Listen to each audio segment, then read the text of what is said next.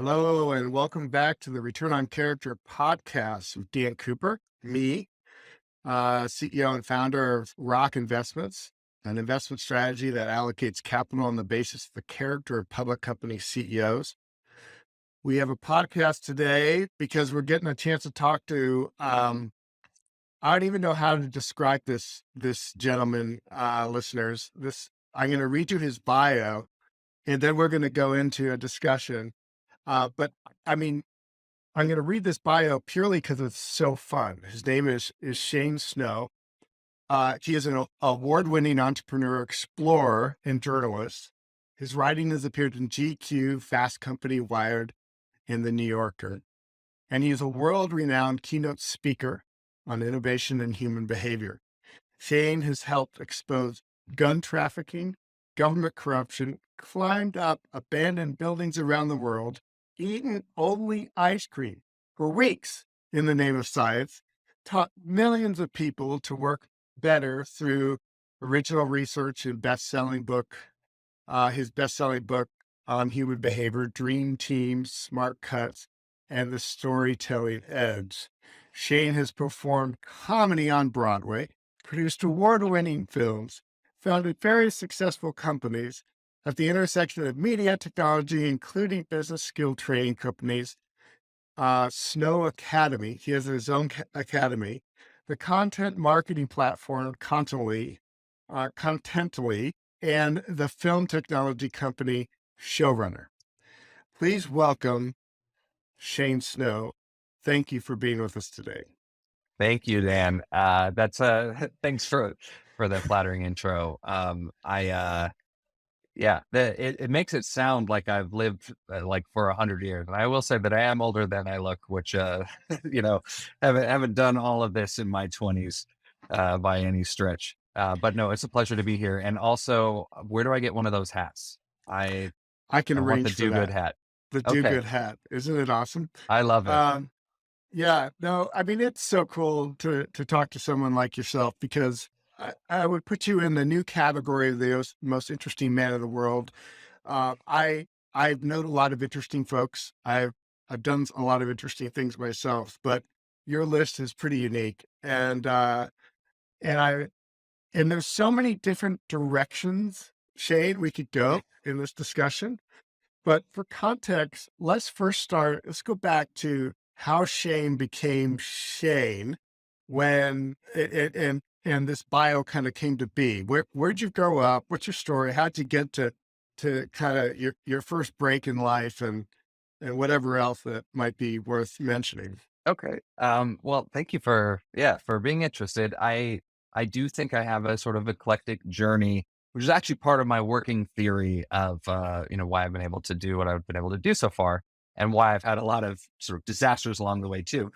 But I grew up in Idaho, in kind of outside of a small town. I grew up in Bonneville County, for anyone who happens to know where that is. And my dad was an auto mechanic, and he flipped houses. And then eventually he got a job at a nuclear test site out in the middle of the desert, where he's now an engineer, actually just retired. But so I grew up with this dad who was a Mr. Fix-It, basically. And my brothers and I, we were his apprentices and assistants. And we hated every second of, fixing cars and helping, sheetrock houses, until we got to a certain point when we realized that it was really cool to understand how the world worked. And then it wasn't just work, it was learning. And, the other side, the other thing I give credit to in sort of forming the way that I see and approach the world is my mom is very much an educator.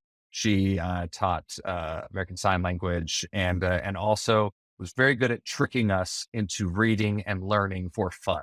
So getting sent to your room was like a reward, because that's where all the books were.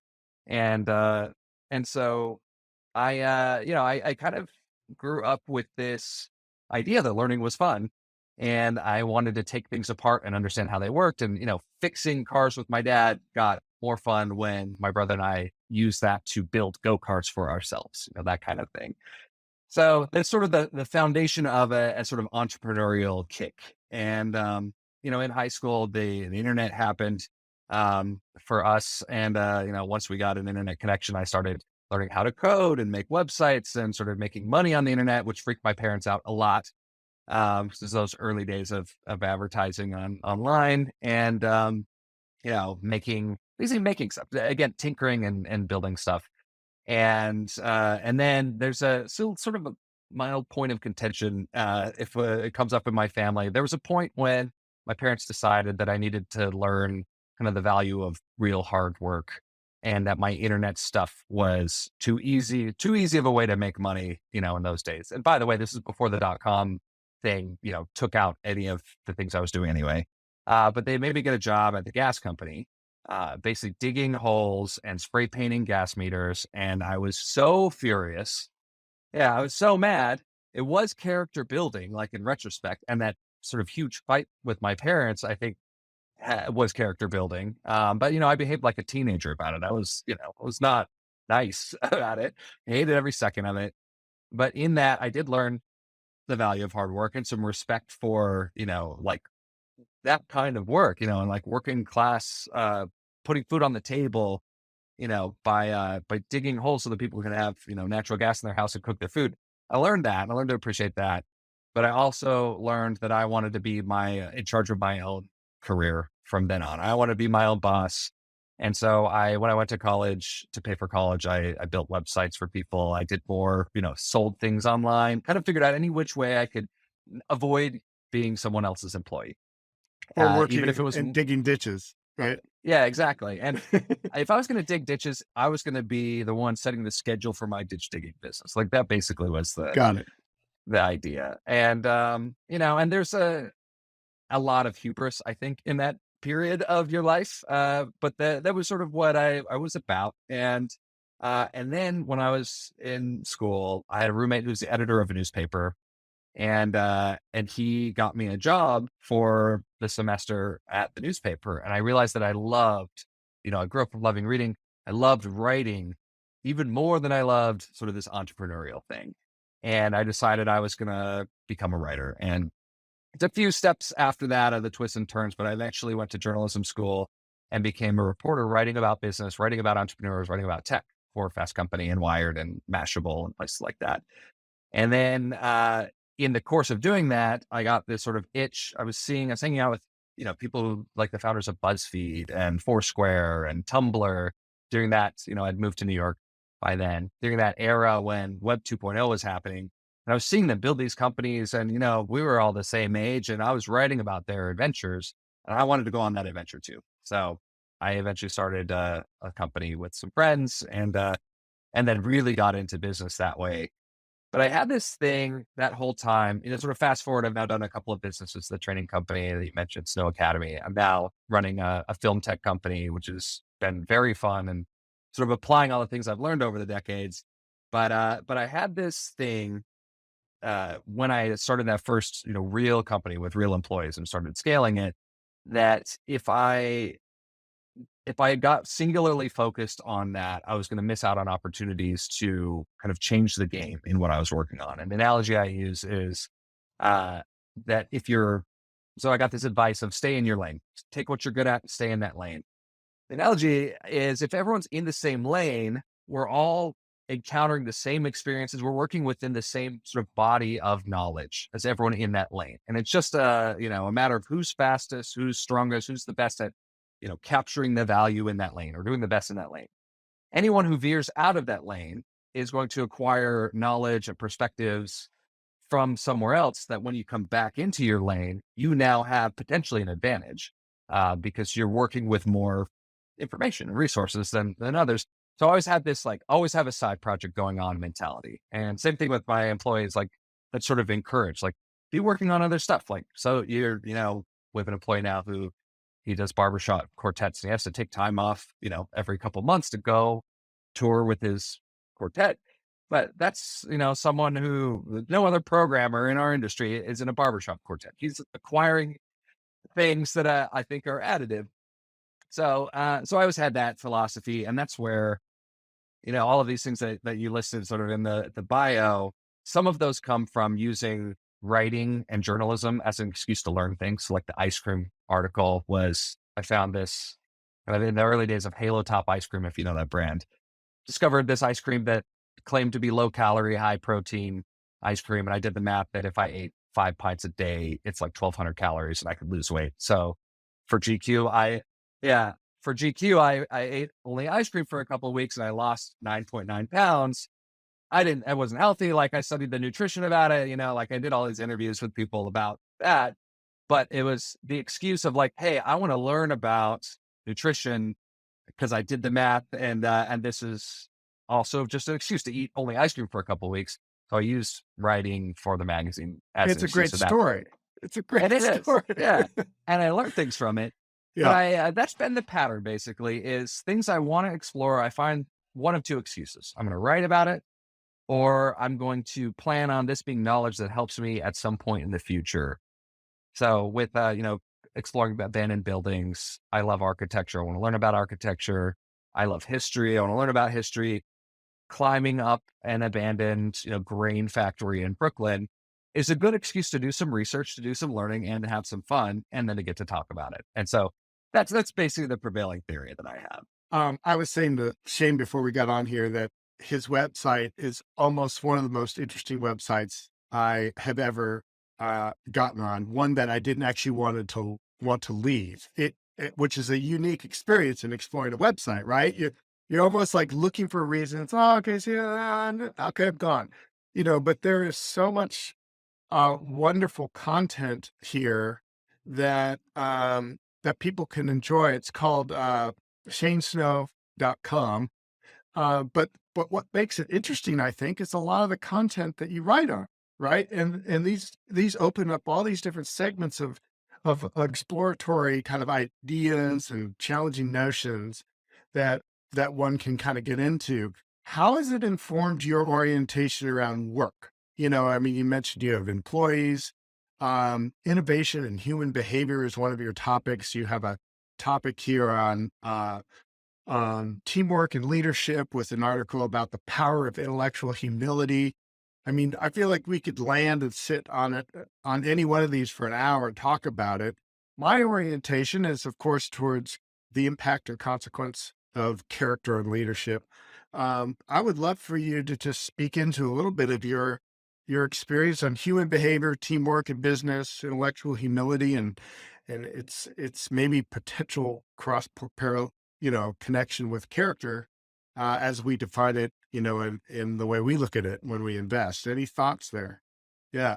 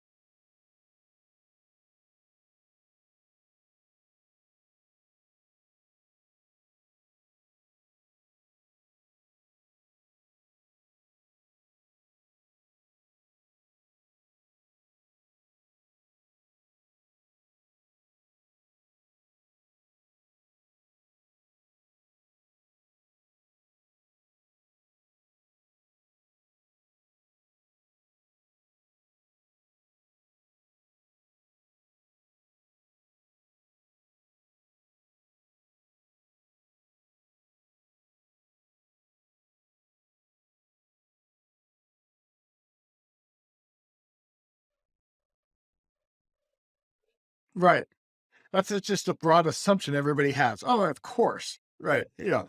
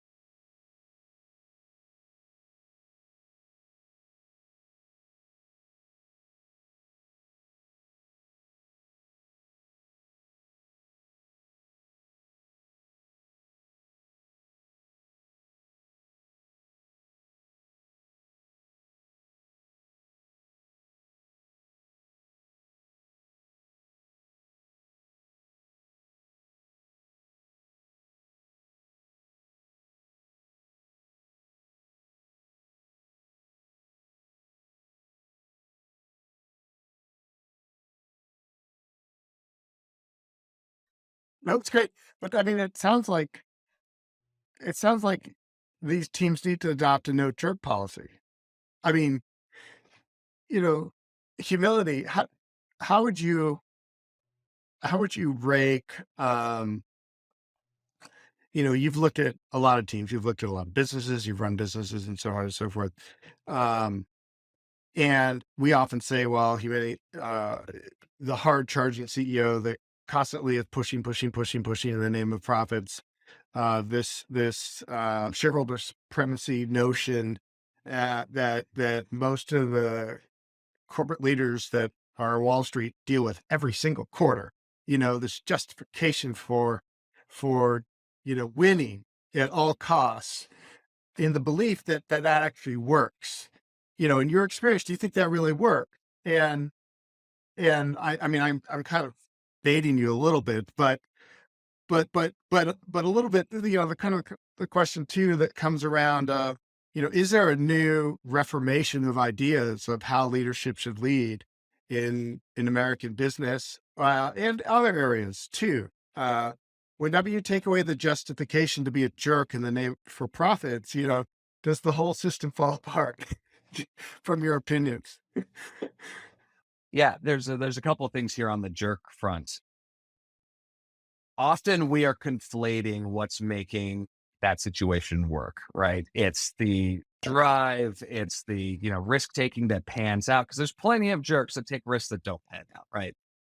There's some survivorship bias to that pattern. There's a couple of things there. One is if you are trying too hard to not be a jerk, you can fall into this territory of never making anyone uncomfortable or asking them to do anything hard. And that's not good for a team. A good coach, a jerk, coaches who are jerks are terrible coaches, I think, because if they're really a jerk, that means they don't care about you and they're not in it for your growth and they're not in it for the journey. A great coach, or well, also terrible coach, is a coach that never pushes you. So you want someone who's in it for your journey, who cares about you personally, who's trying to make you grow. And because of that, they're willing to push you where you need it. But they also are trying to keep you safe from getting injured. Like a personal trainer would be another example. Personal trainer that never makes you do anything hard, you're going to fire them. Personal trainer that hurts your back and puts you in the hospital, you're also going to fire them. So there's that element there. I think that often we see these successful jerk leaders, and the fact that they're pushing people to do things that were seeming impossible, they get them to do the impossible. That's the good part.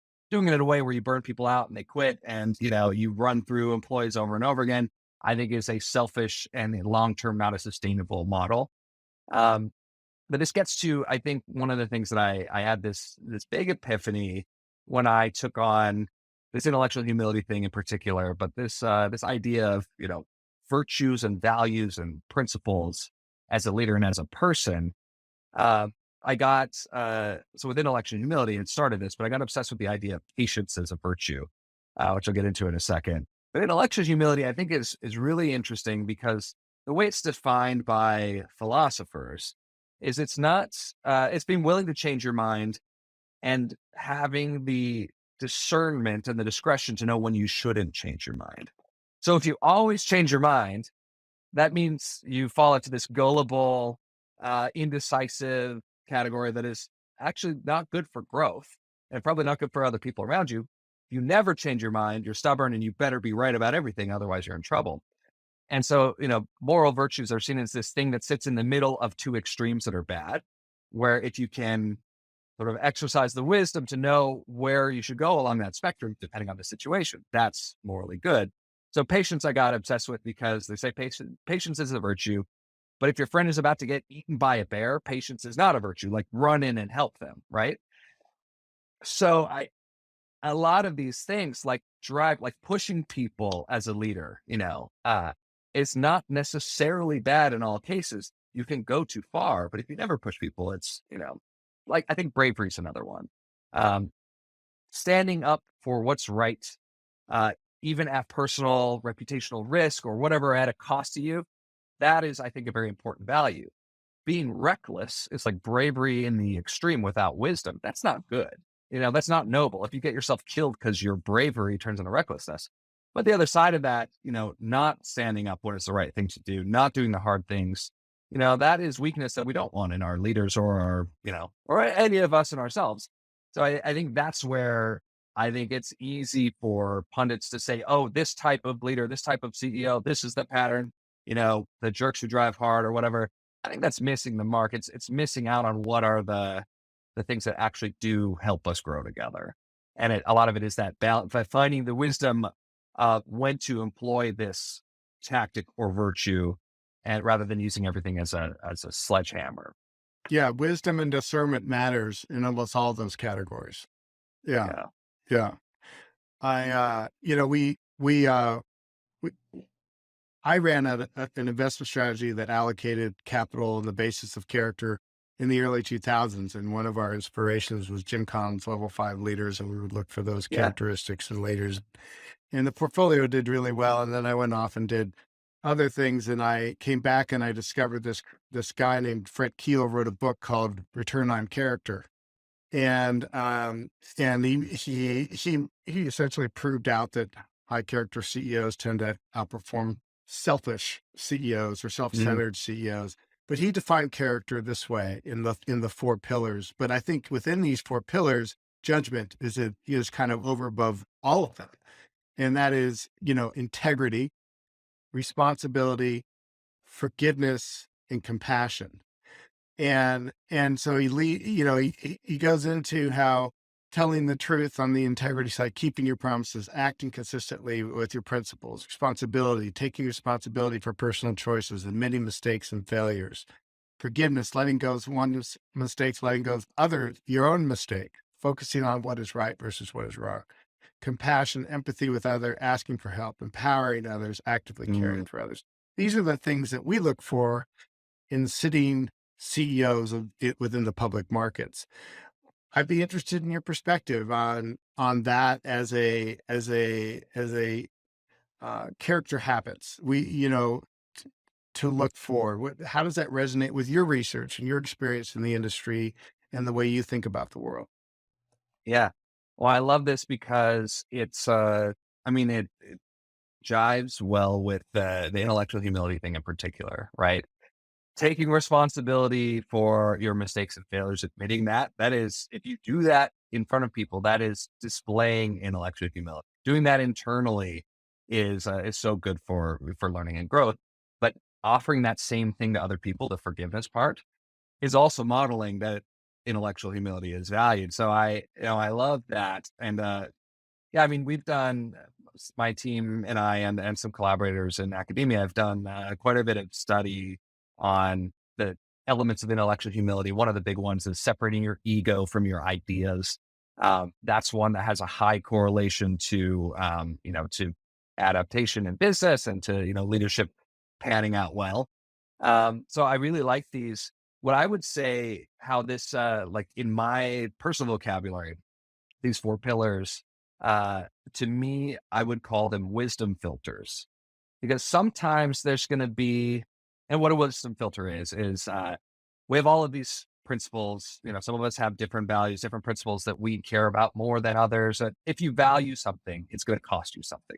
So if you value integrity, sometimes employing integrity will cost you money because you could have made money if you just were dishonest.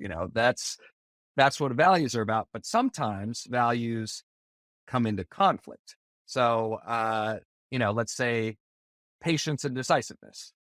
Sometimes the bears come in to eat your friend. You got to decide which one do you value more, patience or decisiveness.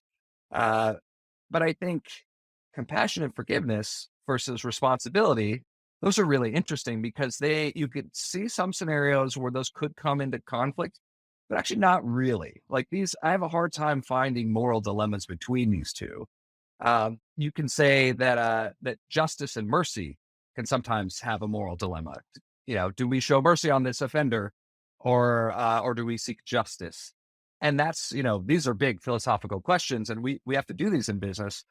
But when is integrity going to come into conflict with responsibility? When is compassion going to come into conflict with forgiveness? I have a hard time seeing that. So I really like these as, there's others that we will have to grapple with it and think about. But when you're making a decision that's hard, you could run it through these filters. Is this decision, how do we make this a compassionate decision? How do we make this a decision that, allows us to take responsibility?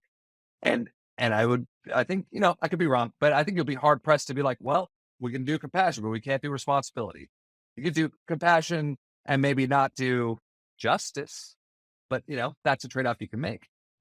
That's really interesting. That's really interesting. Yeah, I mean, I love hearing your perspective and the way you break things down. Wisdom filters. I wrote that down. Tell me, Shane, about what you're excited about now. Like, what are you thinking about now? Or what's the next thing for you that you're considering doing, whether it be on the writing side, business side, fun side, Sure. building climbing side? I don't care. Just would love to hear what's the latest with you.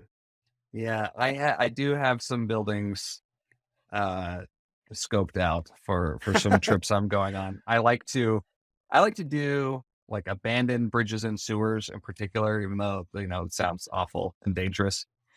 Underground tunnels are really cool. I have a couple things scoped out.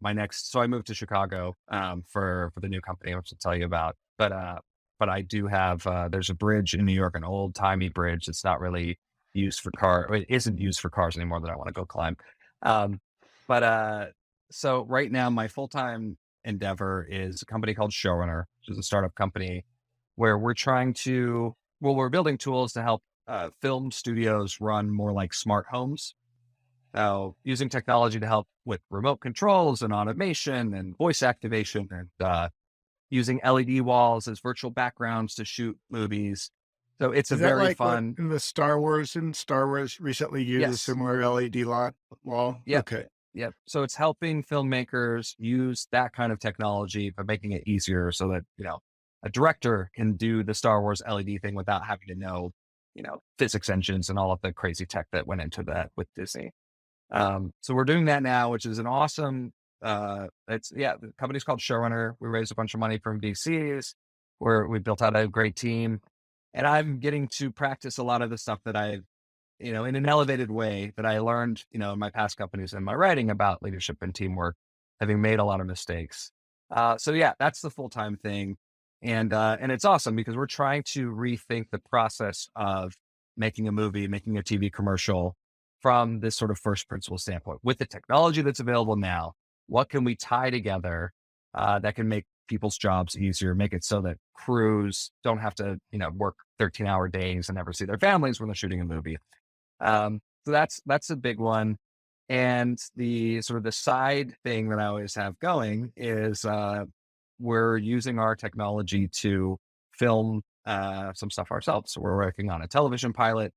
We're planning out a film where, it's sort of, what do you call it? Like eating your own dog food a little bit. But, my nights and weekends have been working on, uh, telling stories on the screen using our tools, but we're hiring right now. We're in the middle of hiring, 50 people to work on this television pilot. And in that case, we're telling the story of, freelance workers in the Great Resignation, kind of in a comedic way, but helping people understand what is it that the Uber driver and the TaskRabbit, and the Postmates, worker is going through to manage their life and career in this crazy world where we expect this all on demand. So that is a fun project. But actually, to sort of what I talked about in the beginning, this is not something out of nowhere. I've spent my whole career as a writer and a storyteller.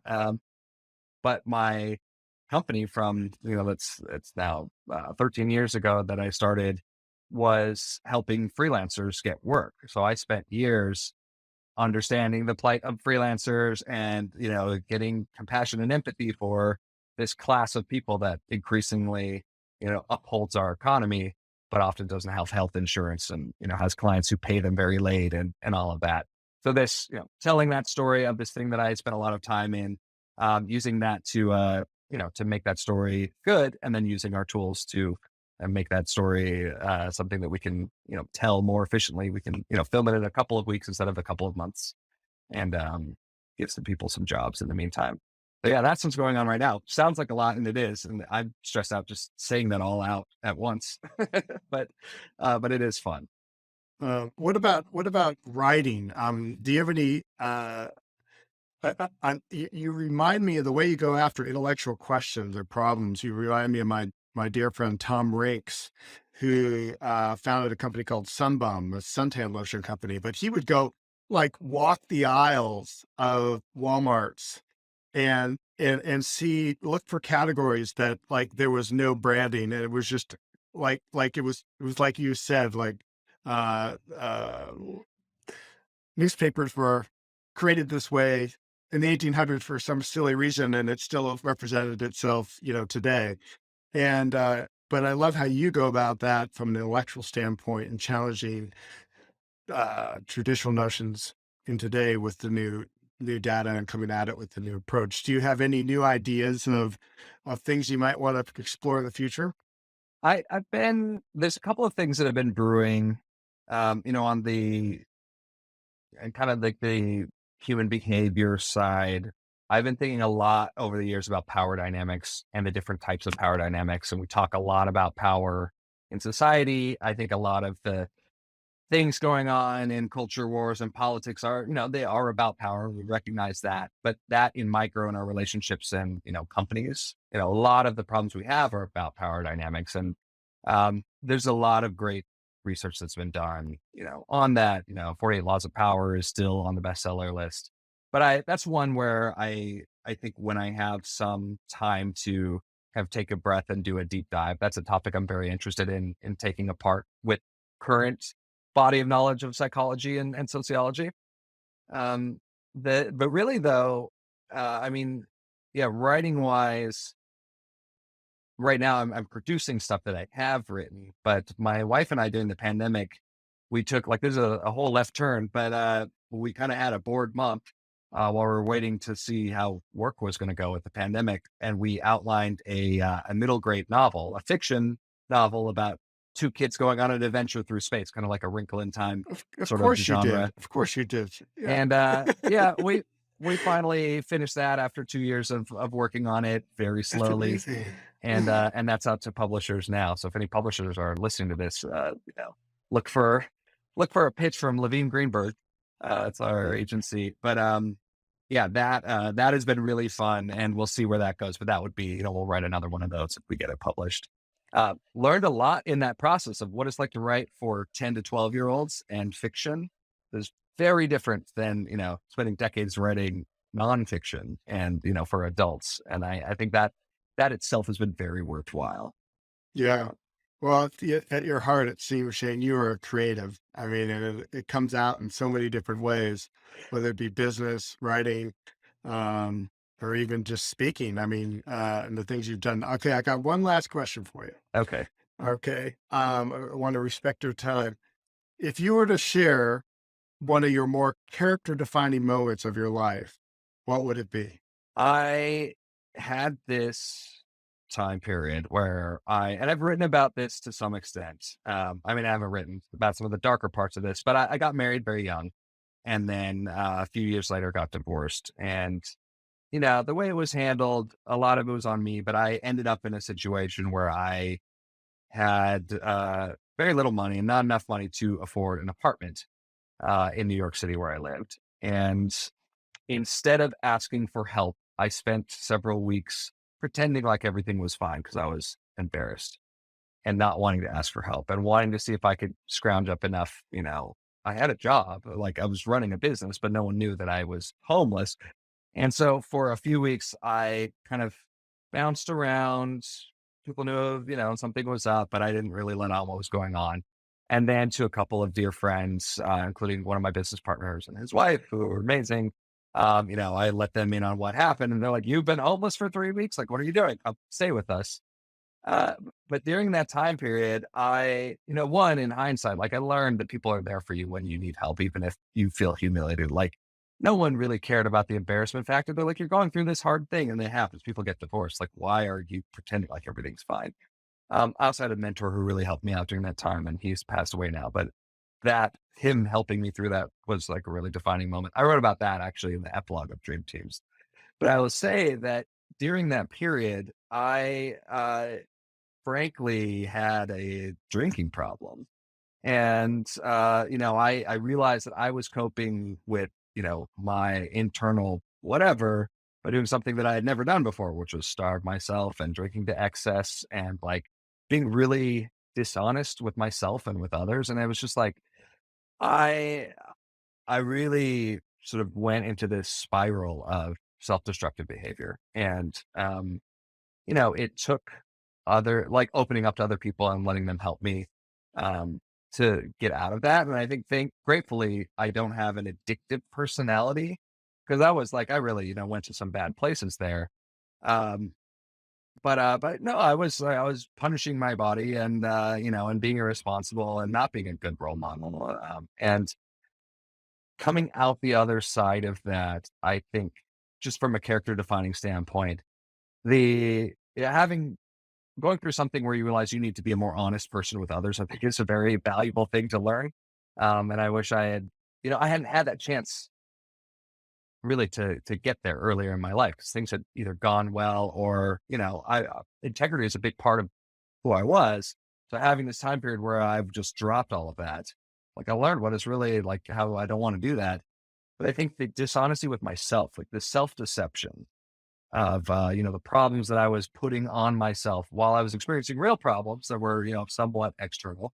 I was creating more problems for myself because I was being dishonest with myself and understanding that, like realizing that and spending a lot of time journaling and, therapy and, and opening up to other people helping me, helped me sort out a lot of that. And that's where yeah, a lot of the, the virtues and values work in business that I've done sort of came out of that exploration, self exploration of what does true personal integrity mean? No one knows if I text you, we're supposed to meet up and I text you, I'm around the corner and I'm 3 blocks away. You'll never know. But I know that I just made a little, I was being deceptive. It maybe won't matter in the long run. But a habit of doing that sort of thing, especially when you're weak or when you're compromised, can very easily turn into, a much bigger problem. And so I committed to, at that period of time, I committed to being more honest, even when no one would know. And that I think has made a huge difference in my life. Um, yeah. So anyway, I hope that's not too much of an overshare, but No, I love it because it's so honest and frankly, for any of us, and I put myself in this category, in a time of failure and difficulty, um, that's where you have to really look internally. And ultimately, it's amazing how it shapes your trajectory going forward. And I really appreciate you sharing that. I'm looking at the time. I want to respect it. I think I could sneak in one more question. You're an let's do it. avid entrepreneur. You know, talk talk about or just speak into advice around the psychology of hope whenever you're fighting the fight to make something successful. And the reality is that's hard. Like it's really, really hard. Whether you're a salesperson selling within an organization, you've got quotas you got to meet, or an entrepreneur that you're trying to get your ideas out. How do you manage, or any advice for those of us that are in this world, to keep going, every day, despite maybe the data saying, "Man, you're not doing good." There's something I wrote about recently, fairly recently, based on some really good research. I'm blanking on the researcher's name. I'm sorry. But it's about the difference between hope and optimism.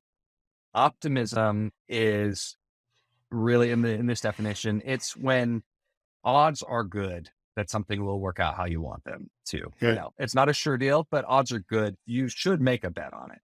That's being optimistic. Hope is when the odds are not good, but there is a chance.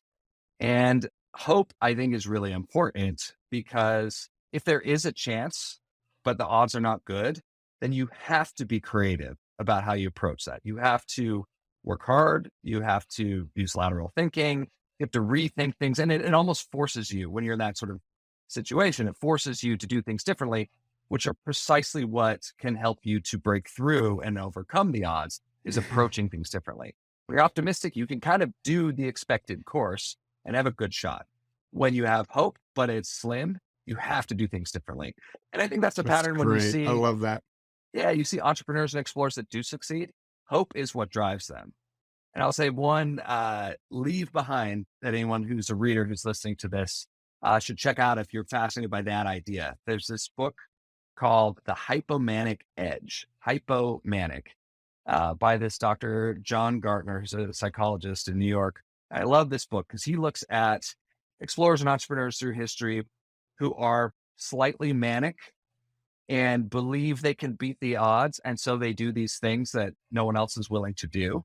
And then they do beat the odds. And of course, the danger is if you overextend yourself, you take risks that you shouldn't, those don't work out.